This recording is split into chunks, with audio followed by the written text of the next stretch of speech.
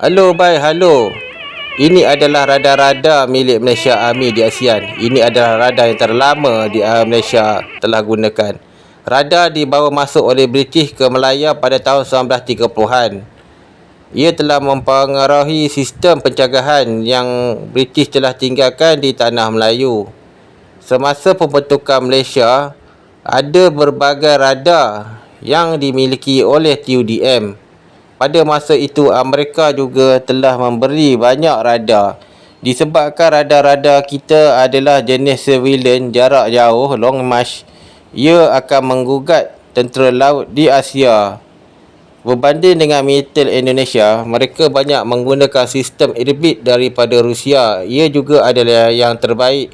Tetapi ini dapat menyebabkan Natuna menjadi tempat serangan Malaysia pada masa perang akan datang. Di sana terdapat banyak Navy milik Indonesia. Jika Malaysia dapat melumpuhkan armada Indonesia dalam tempoh yang singkat seperti armada Dorman milik kelas Sigma, Indonesia tidak akan dapat bergerak jauh kerana mereka tidak ada sokongan tentera laut.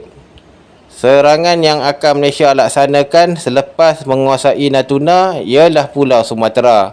Tetapi di Pulau Sumatera, Malaysia tidak dapat berperang jika penduduk peribumi di sana tidak angkat senjata dan menjadi militer, kerana di Pulau Sumatera banyak wilayah yang mahu merdeka. Kemampuan TUDM juga adalah terhad jika diserang, tetapi ia amat efektif jika serangan dekat.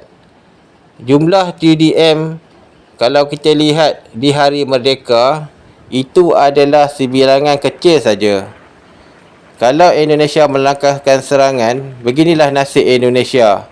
Tentera Laut Indonesia terpaksa berhadapan dengan 100 hingga 150 serangan misil setiap kali ia membuat lintasan di dalam perbatasan Malaysia. Bahaya tak bahaya Indonesia, kita kena fikirkan bagaimana untuk menyerang Indonesia. Inilah situasi perang jika berlaku counter attack TUDM ke atas kapal perang frigate milik Indonesia yang mempunyai senjata musnah yang terkini.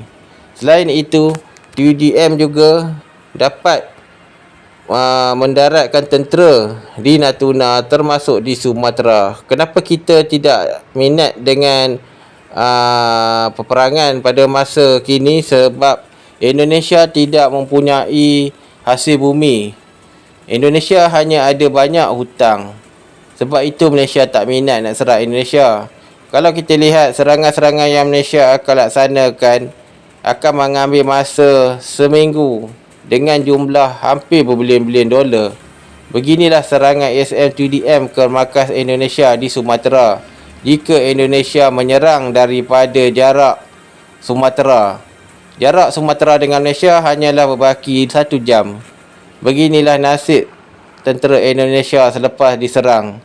Mengusir Indonesia daripada Sumatera akan menyebabkan Pulau Jawa gelojoh dan mereka akan membuat rancangan serangan seterusnya. Jika kita lihat perang di antara Malaysia dengan Indonesia amat menarik, kerana Indonesia akan diusir daripada wilayah jajahannya sejak tahun 1945. Ia adalah hak orang Sumatera untuk merdeka. Disebabkan keadaan itu, Malaysia sangat berminat jika berlaku konflik di antara negara ASEAN. Beginilah nasib Indonesia jika berperang dengan Malaysia. Ia disebabkan Indonesia akan tenggelam dan mereka akan menyerang negara-negara lain kerana rakyat mereka terlampau ramai. Indonesia tanpa Sumatera akan menyebabkan Indonesia bankrupt. Pulau Natuna juga memainkan peranan untuk map baru di dalam peta wilayah Malaysia. Sebab itulah Indonesia sampai sekarang takut nak perang dengan Malaysia. Mereka tidak akan menggunakan tentera udara kerana Indonesia akan hilang. Ini disebabkan radar TUDM adalah lebih baik daripada milik Indonesia. Selain itu, Indonesia akan mendapat mimpi ngeri kerana Indonesia tidak mempunyai sokongan di banyak wilayah di Kalimantan dan juga Sumatera, termasuklah Papua. Perang dengan Malaysia akan menyebabkan Indonesia lebih cepat bubar, dan serangan Indonesia juga akan menyebabkan rakyat Indonesia menjadi tahanan perang di Malaysia. Selama akhir ramai rakyat Indonesia akan mati, mereka akan berfikir dan mereka akan menyerahkan. Selain itu, sejarah Malaysia, kita akan mengubah sosioekonomi dan politik. Akan ada negara-negara baru yang wujud. Itulah sebab Indonesia sehingga sekarang tak berani nak perang dengan Malaysia. Kalau kita lihat jasa Malaysia kepada ASEAN, kita dapat membebaskan penjahat-jahat Indonesia di negara Asia Tenggara.